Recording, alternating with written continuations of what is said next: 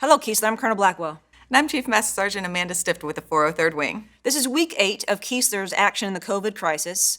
Today we're going to give you an overview of the Keesler Strong Action Plan. We're going to cover the who, the what, the how, the when, and then we will summarize at the end. Over the past 8 weeks, Keesler has been very aggressive with the mitigation measures that we've put in place to protect our people and keep our mission going. And so far, we've been successful. That process, though, is not sustainable. There are some things that we need to start bringing back slowly for both the mission and for the culture of the base. So that's why we have this Keesler Strong Action Plan that we've put in place. How are we going to implement this action plan is important to discuss because it's not just me making the decision, and the decisions aren't easy to make. There are 210 mitigation measures that Keesler put in place to help slow the spread of this virus. Some of those mitigation measures depend on each other. So the working group that has been put together that the chief will go over is going to meet every Wednesday, look at the numbers that are going on or the situation that's going on around Keesler, what's going on in Mississippi, Louisiana, and Alabama. How do Keesler's numbers look? What mitigation measures can we reduce based on mission and based on priority? In each mitigation measure that the team looks at, we also have what we call a COVID risk index, meaning if it is a low priority for our mission and the COVID risk index is high, we're probably not going to reduce that mitigation measure.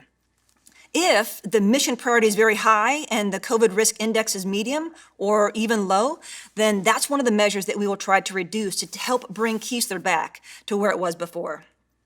Again, the battle of them, that team that the chief will go over with is going to meet every Wednesday to do the working group piece of it. Then that working group will brief us at the CAT, the Crisis Action Team, every Friday for decisions. And then Monday, we will follow up with you on the decisions that we've made to reduce the mitigation measures or let you know if there's mitigation measures that we've had to put back in place because they were unsuccessful. Now I'm going to turn it over to the chief so she can walk you through who is all on that working group. So as the wing commander just stated, Keesler, the working group will be established and present ideas every Friday for a decision-making process. The working group itself is comprised of different offices throughout the base. They will have a chairperson, the Force Support Squadron will be read in, medical group, emergency manager, public health. We even included security forces, legal, the chaplain. We have AFES, logistics readiness, and the 403rd Wing is also involved as well. This is a true Team Keesler concept. And to read into that, this last week, several decisions were made. On Friday, the decisions were made to have the golf course reopen for active duty and retirees. The bowling alley and the BBEC will also offer carry-out dinners only. We have the Arts and Crafts Center for engraving will be opening, and unmanned single-point entry areas across the base. So the chief just reviewed the mitigation measures that we're going to reduce in phase 0 and phase 1. Keep in mind that the recovery plan actually stretches out at least for 4 months.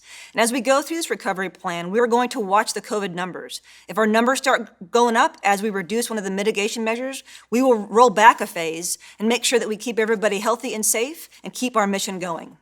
To get through this long recovery plan, though, is going to take everybody. It's going to take everybody's diligence and your discipline. And for those of us around and in the local community, make sure you ensure your personal safety continues. Watch out for you and your family. Continue to do the CDC, uphold the CDC guidelines. And the medical group will also continue their screening process. We want to make sure all of Keesler, all of Team Keesler, is safe and healthy. Thanks, Chief. I'm glad you're here with us. Team Keesler, we will see you next week.